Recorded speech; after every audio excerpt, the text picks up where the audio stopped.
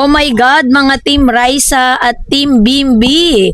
Ang backstage I love you ni Bimbi at Raisa May. Ano na nga ba ang real tea? Ito na naman tayo mga be. Kung akala nyo natapos na ang kilig, hiyawan at pagwawala ng buong Pilipinas. Matapos kumanta si Bimbi Aquino Yap ng Can't Help Falling in Love live stage ng Itbulaga, nagkakamali kayo. Dahil sa likod ng camera, doon sa madilim, busy at pribadong mundo ng backstage ay naganap ang pinakamalaking pasabog na literal na magpapasabog sa ating mga ovaries at magpapatunay sa puso ng marami.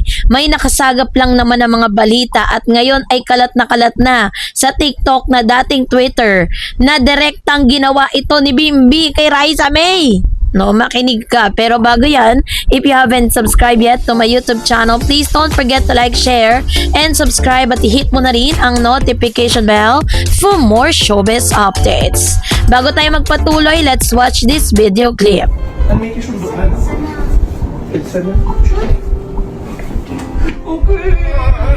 Video clip.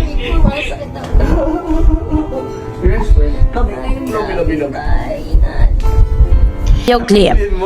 Ako crush mo dati. Pag naka-girlfriend na ako, she'll be so selos. Video clip. Ako nakakita ng pogi dun, siyempre sa set, tapos Ako dumating, shoot. baby, oo. Ang video clip na inyong napanood, it was brought to you by one of the closest people, no? Dito po kay Mr. Bimbi Aquino Yap at kay Raisa, no, na lagi nilang kasama. And ito po yung direktang nag-I love you si Bim kay Raisa May sa backstage matapos ang kanilang segment. Yes, you read that right, bestie. Walang halong biro, walang microphone na studio at walang direktor na nagsabi ng action. Isang derechang walang ligoy at organic na pag-amin mula sa bunsong anak ng Queen of All Media. Ano naman kaya ang ibig sabihin nito? Ito ba ay isang magalang na paghanga lang? Simula ng isang ligawan? O mas malalim na tayong dapat abangan? Heto ang ating pinakamainit at pinaka-informative at siksik sa kilig na report para sa inyo. Ang eksena, ano nga bang nangyari sa backstage? Ayon po sa mga reliable source at mga pabulong na chika mula sa mga staff ng programa, naganap ang eksena ng pagbalik, no? Or pauwi na po kasi dito si Mr. Bimbi no? So, tapos naganap ang eksena nung sa kanilang dressing room matapos ang nakakakilig na live segment. Habang naglalakad sa hallway, pansin pa rin ang matinding kaba at pamumula ng mukha ni Raisa May na high key na hindi pa rin nakaka-recover sa live serenade ni Bim. Dito na raw sinamantala ni Bimbi ang pagkakataon na walang nakatutok na dambuhalang camera ng telebisyon. Pero dahil nga meron silang mga kasama doon na sobrang happy na makita silang dalawa na talaga namang laging masaya, no? At meron silang biglaang mga ganap na talagang kinakailangan makita ng fanset. Alam natin yun na hindi po yun scripted. So these are the secret scoop. Huminto raw si Bimbi, hinarap si Raisa sa makikita ninyo sa video. Tinignan ito ng diretso sa mga mata gamit ang kanyang sikat na gentleman gaze at walang kagat-labing bubulong na love you Raisa, I really do. Hindi raw ito yung pabirong I love you na madalas nating marinig sa magkakaibigan. Ayon sa mga nakasaksi na halos himatayin din sa gilid. Ang tono ng boses ni Bimbi ay puno ng senseridad, respeto at tila may kasama pang pakiusap na seryosohin siya ng dalaga. Pag-a-analyze kasi, ano nga ba talagang ibig sabihin ng backstage I love you?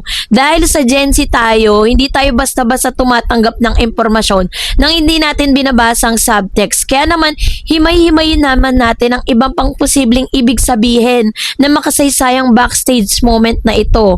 It's not for the clout dahil kitang-kita natin that Bimbi is so sincere while he was saying that saying that statement.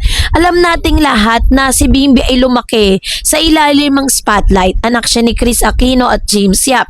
Kaya sanay siya sa atensyon. Kung gusto lang niyang magpasikat o kumuha ng views, sapat na ang live performance sa stage. Aminin nyo yan.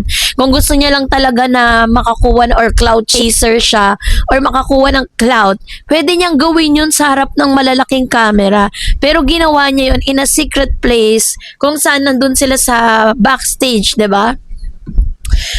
Dito na nga po na parang pag-amin niya sa backstage kung saan walang media at walang kailangang i-please na audience ay patunay na kanyang nararamdaman para kay Raisa ay tunay, pribado at personal.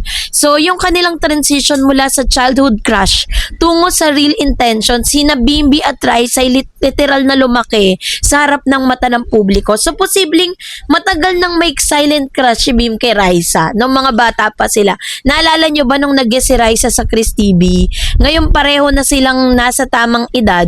Ang backstage I love you ay isang deklarasyon na hindi na ito puppy love o biruan ng mga bata. Ito ay isang pagtatapat sa isang binata sa napakagandang dalaga. So the Chris Aquino style of loving, all out and fearless. Talagang masabi mo si Bimbi fearless siya eh. Wala siyang takot, 'di ba? Talagang kapag talagang nagbuka siya ng bibig, kikiligin ka talaga sa to the max, 'di ba? So si Miss Chris Aquino sa pagiging palaban at walang kinatatakutan pagdating sa pag-ibig, mukhang namana ni Bim ang katangiang ito nung mag-express siya ng pagmamahal kay Raisa sa backstage. Di natin alam kung ito ba ay love of being a sister ba yan, friendship ba yan, or kasi iba na yung kinikilos ni Bimbi at saka ni Raisa eh, 'di ba? Kung kayo po yung ay talaga namang nakasubaybay sa kanila from day one, kayo po mismo na nakakapanood, nararamdaman po natin yan eh. We cannot deny the fact na meron ng something special going on between them. So mukhang meron na talagang namumuo, no? So sabi dyan, ipinapakita na niya na hindi siya natatakot ma-reject. Handa siyang panindigan ng kanyang nararamdaman kahit anong mangyari. So dahil dito, syempre, yung mga shipper nation na maybe nagwala na, hindi na nakatulog ang mga netizen nang magsimulang umugong ang chika tungkol sa backstage confession na ito. Sa TikTok, naging instant trend ang mga video na nag-e-edit ng kanilang mga clips na may background music na mga Taylor Swift song na plataforma. Anong ganap? Reaction ng mga Marites TikTok fan edit sa backstage rumors gamit ang kanilang You Belong With Me. Hala Lord, iba ang tapang ng isang Aquino Yap. Seryoso talaga siya, guys.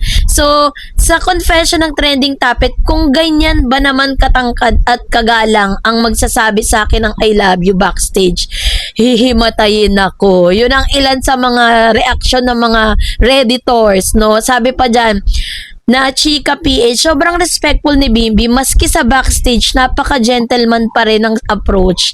Ano kayang susunod na kabanata? What's next move? Ngayong nakawala ng mahiwagang love you sa backstage, ano na mangyayari sa ating bagong paboritong ship? The waiting game para kay Raisa. Kilala si Raisa sa pagiging focus sa kanyang karera at pag-aaral. Paano niya sasagutin ang tapat na pag-amin ni Bimbi? So, yan ang bibigyan natin ng hatol ng Gen Z. Isang green flag alert. Sa panahon ngayon kung saan usong-usong ghosting, situationship at mga lalaking walang malinaw na intensyon, ang ginawa ni Bimbi ay isang napakalaking green flag. Hindi siya natakot maging vulnerable. Hindi niya idinaan sa biro ang kanyang nararamdaman. Ang direktang pag-amin niya sa backstage ay patunay na kapag ang isang lalaki ay pinalaking maayos at may respeto sa babae, hindi niya ikakahiya ang kanyang nararamdaman. At yun mismo si Bimbi. That makes him a red flag, no? Kaya naman, anuman ang maging tugon ni Raisa May, saludo kami sa katapangan at pagiging maginoo ni Bimbi Aquino Yap. At para sa ating lahat na umaasa sa kanilang love story, kapit lang mga be. Mukhang nagsisimula pa lang ang pinaka-kilig na teleserye ng totoong buhay ngayong taon. So ikaw, bestie, kung ikaw si Raisa at sinabihan ka ng love you ni Bim sa backstage, ano ang isasagot mo? I-share mo nga ang iyong Marites thoughts sa comment section. And that's it for today. For more videos and updates, please don't forget to like and subscribe, and please don't forget to follow my Facebook page, Dareds TV and Dareds Channel. God bless everyone.